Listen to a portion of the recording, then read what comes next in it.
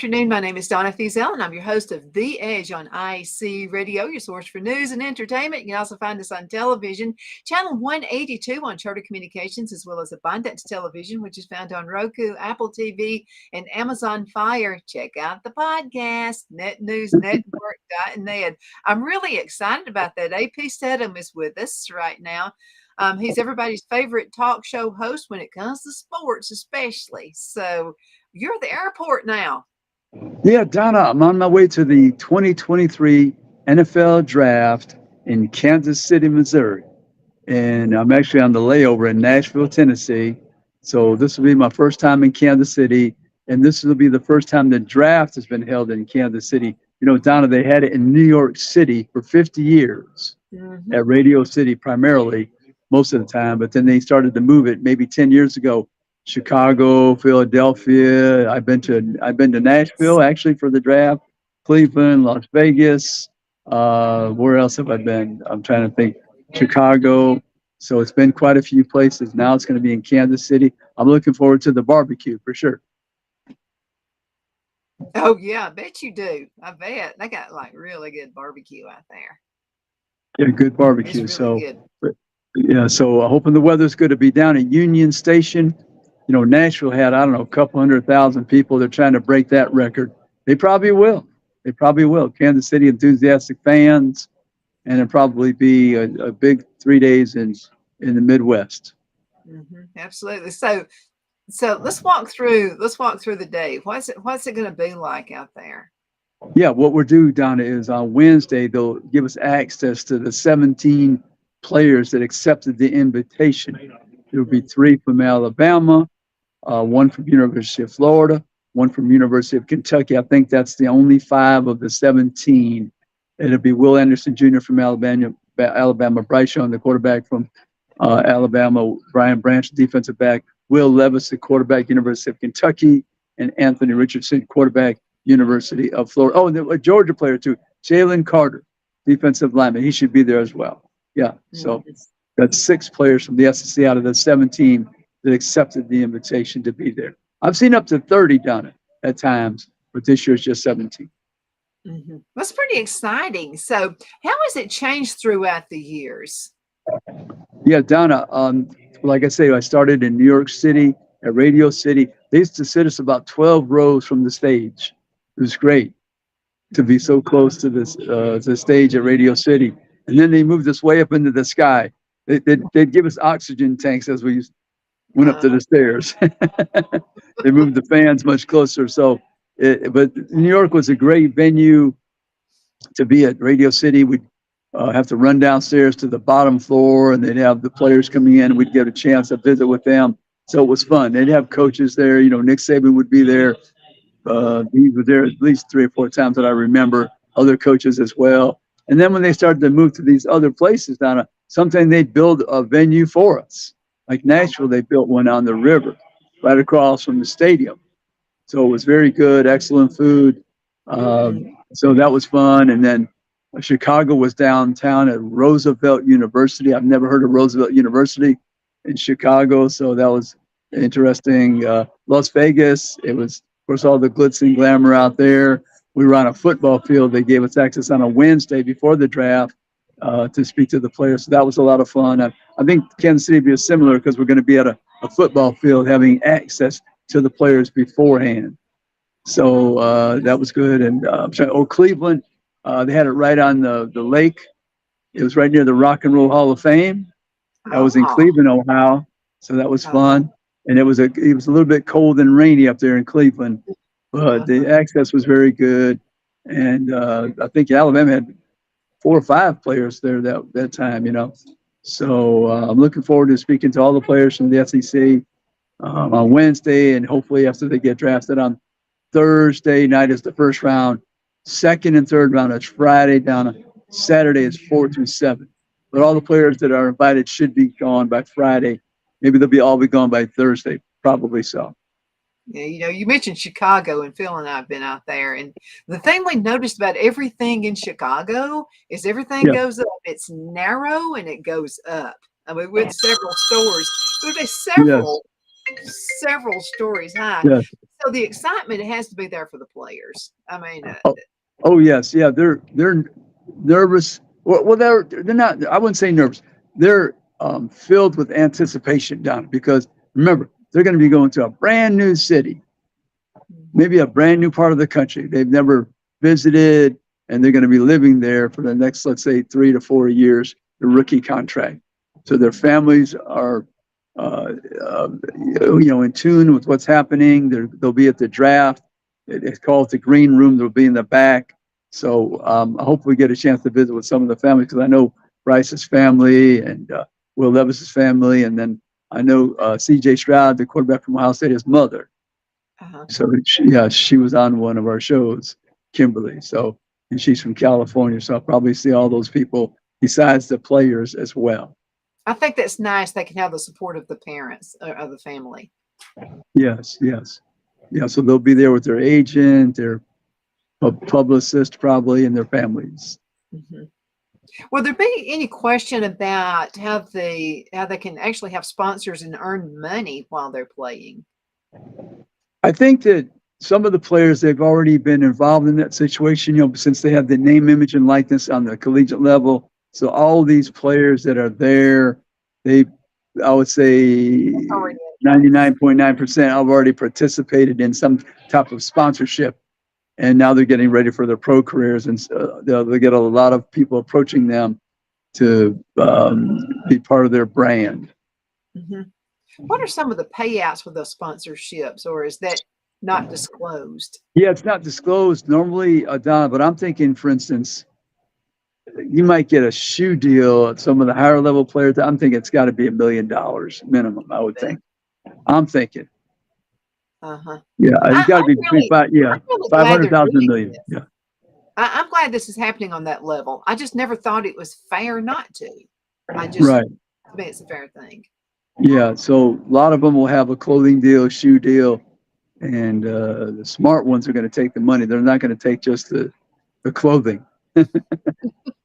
True. Absolutely. So now what else can be expected from this venue? I know there are a lot of behind the scenes things that will be happening those few days. Right. Yeah, Union Station is downtown Kansas City, as I understand, right in the heart of Kansas City. So there'll be plenty of opportunities for people to visit the venue and be there on Thursday and Friday. They have all types of fan fest activity. So there'll be thousands of people, Donna. They'll be simulating the game of football in some form or fashion. And the fans, there'll be so many places to eat. And of course, barbecue is the main type of food in a place like Kansas City. So yeah, I'm looking forward to being there. Oh, I have to tell you this. This is just a special note about barbecue sauce in Kansas City, the best. You like Kansas City barbecue? People have told me that Kansas City is the best place for barbecue.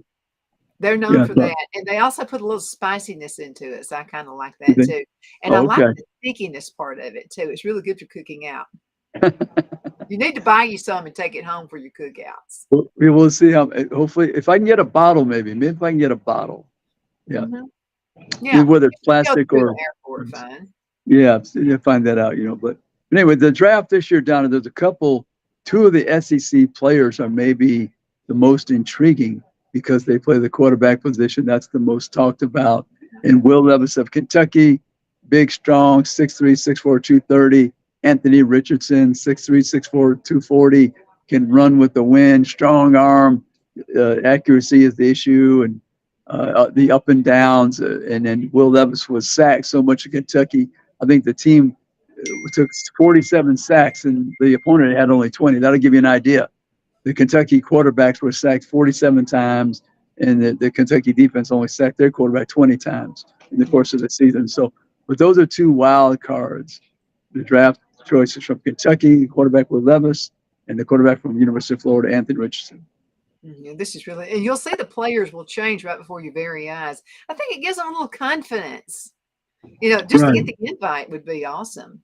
Oh yeah, it's a great experience. If I'm ever around the player, I always tell them, look, if you get the invite, no matter if you're drafted in the first round or the second round, accept the invitation, and you can get to walk across the stage and shake hands or hug the commissioner. Most of them give the commissioner a hug. But I would say take that opportunity and if you're not drafted in the first round, come back the second day. Don't worry about it. You're still playing in the NFL. Millions of young people your age would love to get just a chance to have a day to try out with the team. Mm-hmm. Absolutely. Yeah. So what's next? What will you be doing the rest of the week? Yeah, we're going to be talking to the players before the draft tomorrow. And then Thursday night, they'll have a red carpet and the draft will start. I think it's, I don't know, maybe 7:00 Central. And we're just going to wait to hear everyone's name called. And then they'll make them available as they go through the car wash of interviews. They'll come backstage to visit with us, some of the media members. So that's always great. How are the interviews conducted? Is there like a time limit, or how does that work? We get, in the neighborhood of 10 minutes or so. They might have the print at the podium, print media in a room, and there'll be a podium, the players sitting down at a table.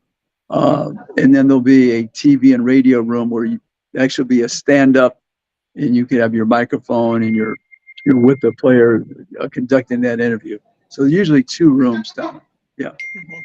Now, I know they listen for what they say, but how they conduct themselves on the interview, is that also important? Well, it is if you're trying to build your brand and you want to be likable. Okay. You want to have that. You got to let that personality show through. Yeah, the personality. This is your moment. You're in the spotlight. You're drafted by a team. Maybe it's a prize for you. Maybe it's a prize for the fans. So you want to ingratiate yourself to your new team and your new city and state. That's going to be so awesome. We have to go into a commercial break. Already half the show is over. We'll be right back in just a few minutes. Everybody hang in there.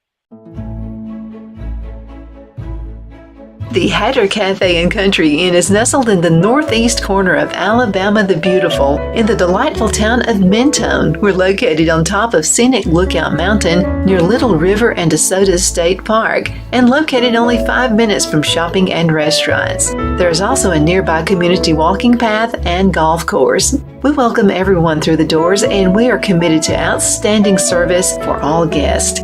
At the Hatter Cafe and Country Inn, we invite people from all walks of life to come and get away from it all, enjoy the open spaces, treetop views, fresh, clean air, and experience Southern hospitality at its finest.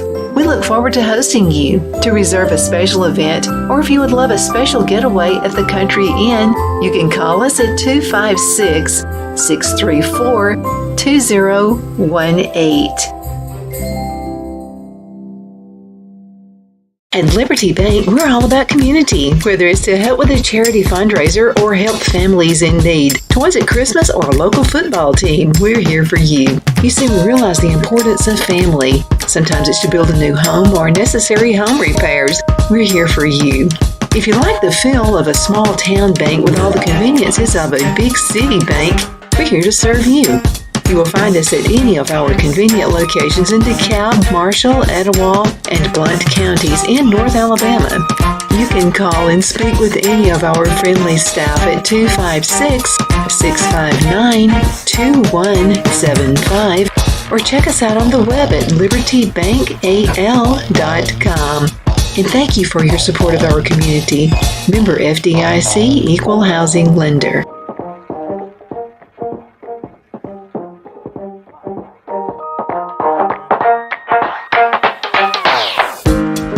Jeff McCurdy of the McCurdy Law Firm has been a public service of this area for over 10 years. McCurdy, a member of the Henniger City Council, serves as prosecutor for the town of Sylvania and was named public defender for the city of Rainsville. The McCurdy Law Firm is located at 17326 Alabama Highway 75 in Henniger to better represent his Jackson and DeKalb County clients. If you need to be represented by a true public servant with proven success, call Jeff at 256-996-8701 or send a private email to mccurdylawfirm@gmail.com. No representation is made that the legal services performed is greater than the legal services performed by other lawyers.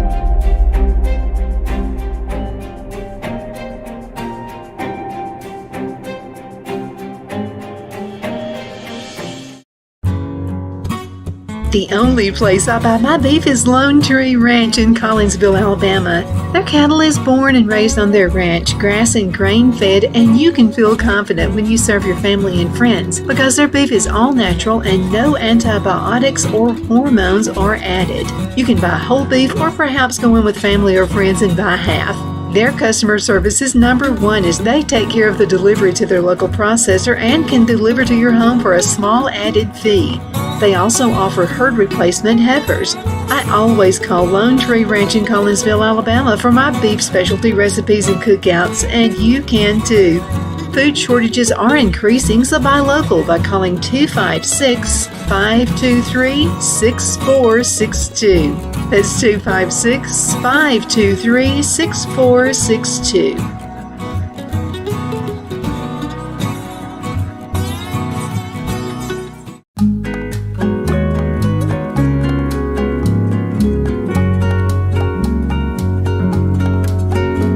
At Lamone's Mexican Restaurant, located in Henniger, Alabama, and voted Best Mexican Restaurant of DeKalb County, Alabama 2020, we're here to serve you with authentic Mexican cuisine. Order easily online by going to lamonsmex.com or call 256-657-3999 to place your order.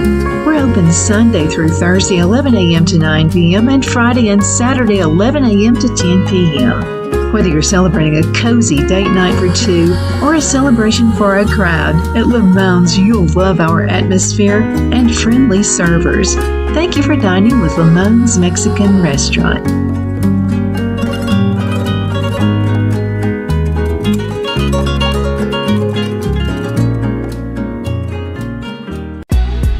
Donna's Designs offers a line of handmade memorial, wedding, and keepsake jewelry that launched back in 1970.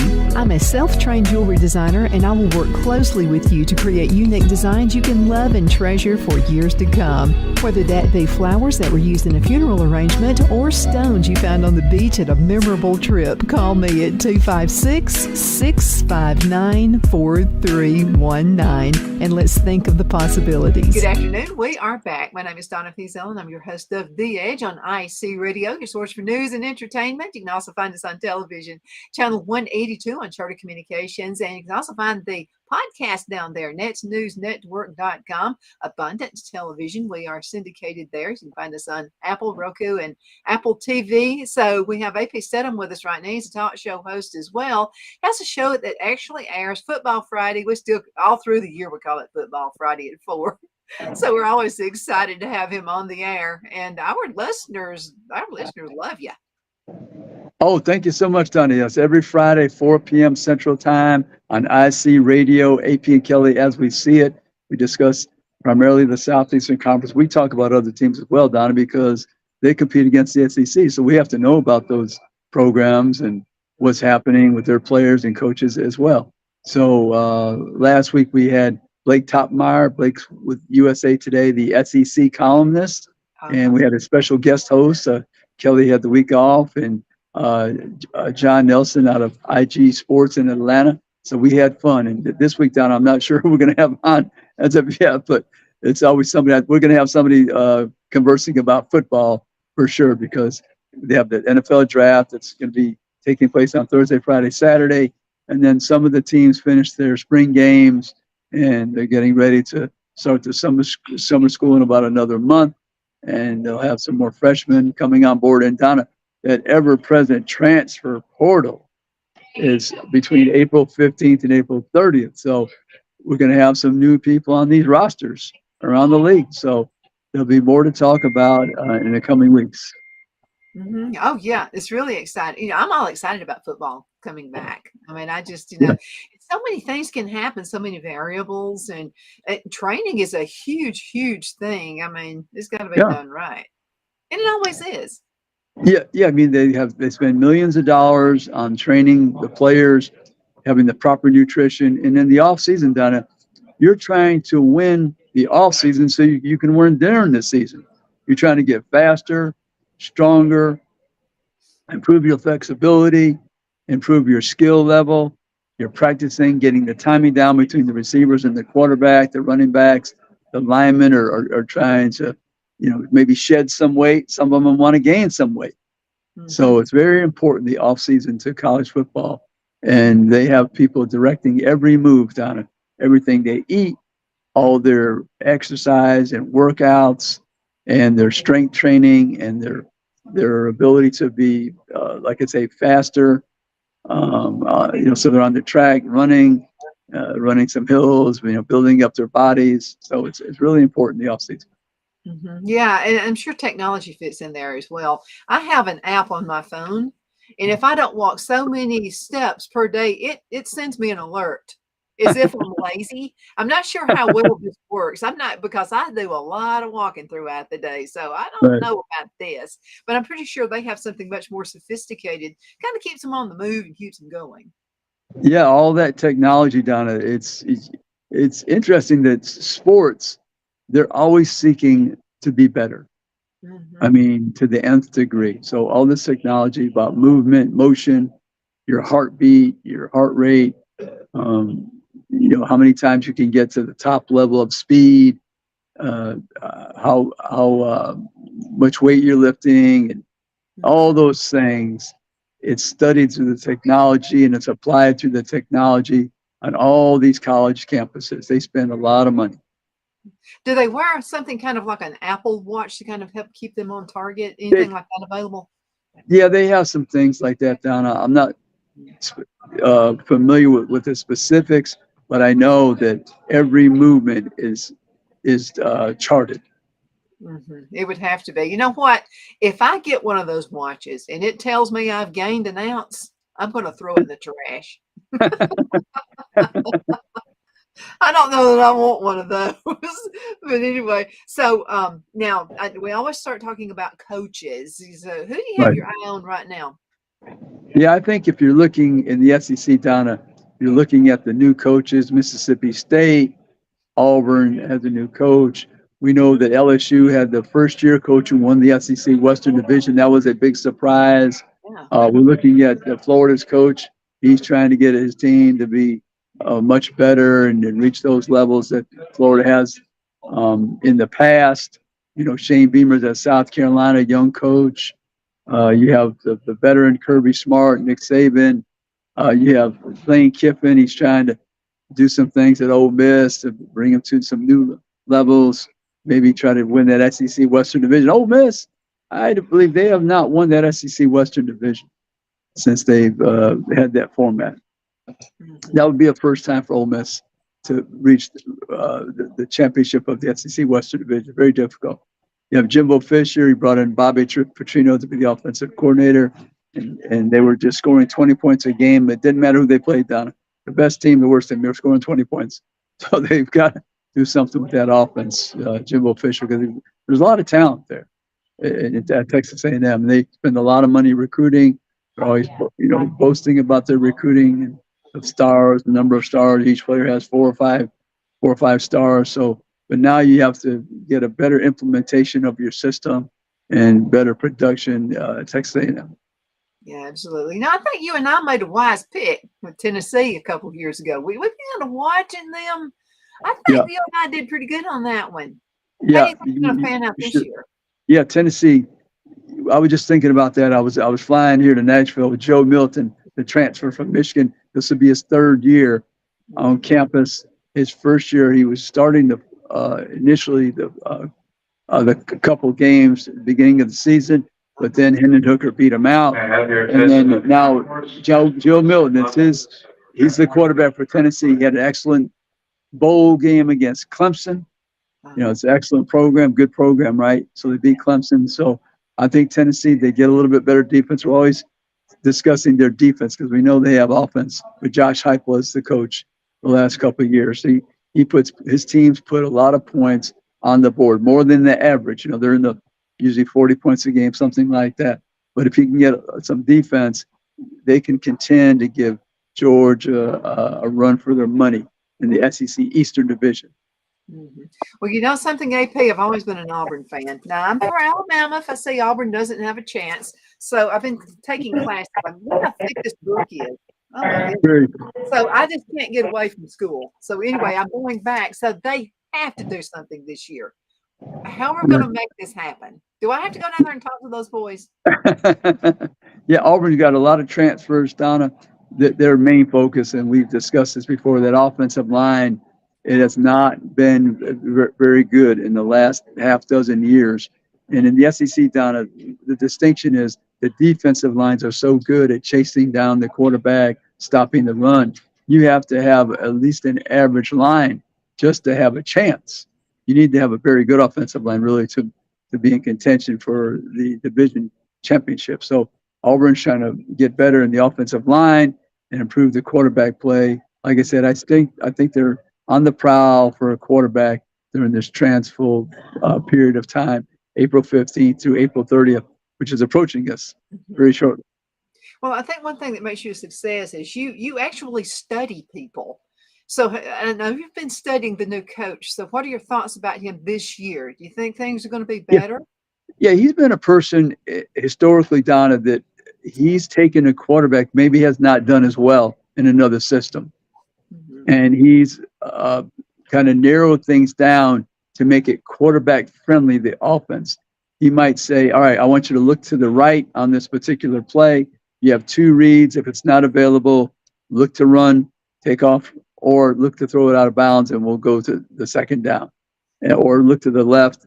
And a lot of times, probably, maybe he initially doesn't let him throw the ball over the middle because you're vulnerable to the more interceptions throwing the ball over the middle.